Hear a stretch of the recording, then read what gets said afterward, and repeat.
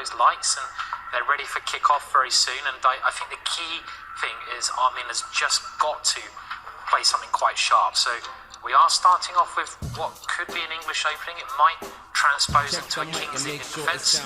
Okay, symmetrical English instead here, David. It's in honour of us, Simon, Ivanka, the English opening, and in honour of Prime Minister maybe, Bardana.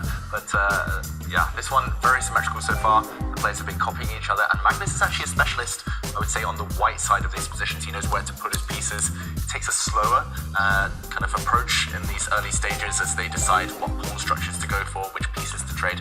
But this last knight move, we say knights on the rim are dim, but this knight is going to gravitate towards the centre lane. David, you know what is a good move here, and it's actually an idea here. I mean, will he play it? Will he play it? Should we have a little bet? Push Harry. Push Harry. Yes. I think he's going to do it, because it's actually not a bad move in this particular variation, because black can't stop the H-pawn going 3 squares up the board here, because he's got a knight in the way of that advance. So H4 is a very decent move, I think.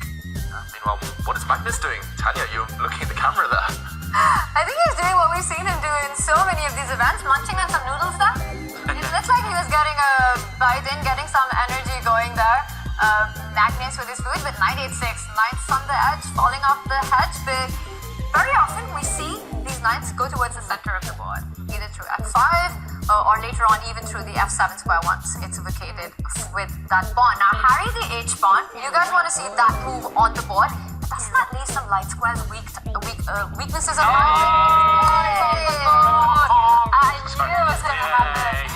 That's way to play. Actually, when I was looking at Amin's games this morning, I noticed that he did like to play H4 instead of structure. So maybe Magnus is setting up for that. Maybe this is what Magnus wanted. I don't know if he's done his preparation.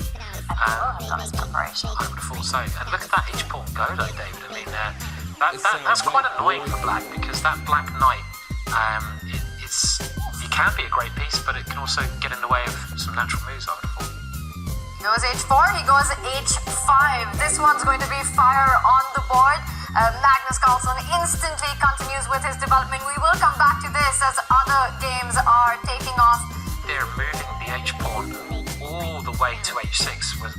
This is something I never used to do too much, but it was Alpha Zero who started this approach, and then other top players in this position, you would often capture the pawn, opening up your rook. That's what I would do to try and attack, but putting it 1 square forward just tries to get that grip, and this is kind of an everlasting grip on the king side, and this is a really committal choice from Magnus. He's taking a lot of risks today, and the body language there, I mean, also if we're looking at the cameras, quite interesting. He gives up a key defense.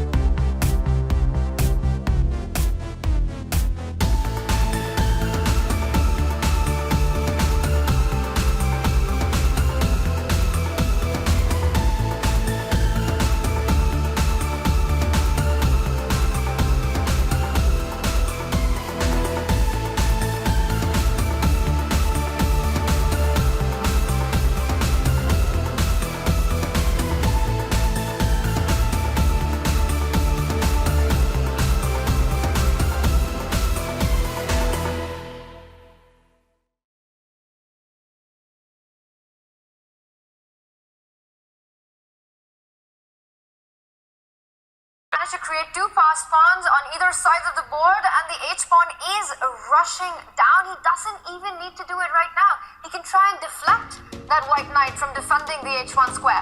Meanwhile, Amin's king tied down to defending the A pawn. Is there any hope for white in this position, David? Oh, the only hope was that maybe black got a bit hasty and impatient and promoted the pawn there, which would have won the white knight, but suddenly white's king would have raced to gobble up all the remaining black pawns. Now it's simple. It's a simple case of the white knight being completely dominated. We talked about knights on the edge. Knights in the corner are even worse. And sooner or later, Magnus will make a dart towards that white knight. First, he cleans up the other side of the board. And earlier, it's what we call the trousers. It's the A and H pawns that the knights hate the most. And when you have two of them like that, like two trouser legs, that is decisive. And okay, this white knight is not gonna be able to fight against black's whole army. And look at Tabatabaei on the camera. He was just like, okay, done with this one. It's endgames. Magnus in endgames. You cannot survive against him. Simple as that. And I'm pretty sure that we're going to see that trick that we saw earlier with the black knight trying to deflect the white knight and forcing into the corner. It's going to appear soon. Oh, maybe not now, but I was expecting. Yeah. Just don't go knight e4. No. That's one move to avoid, but this is very simple. And yeah, I mean, two pawns up, queen's coming, and yeah, he's pretty good at the ending. I do agree. He knows his stuff. And Magnus. there it is. It's got to happen now. Magnus about to make a new queen. Tabatabaei does resign. We have a result. World number one takes the lead. And he got his leg up there. You're right. This is, we can actually just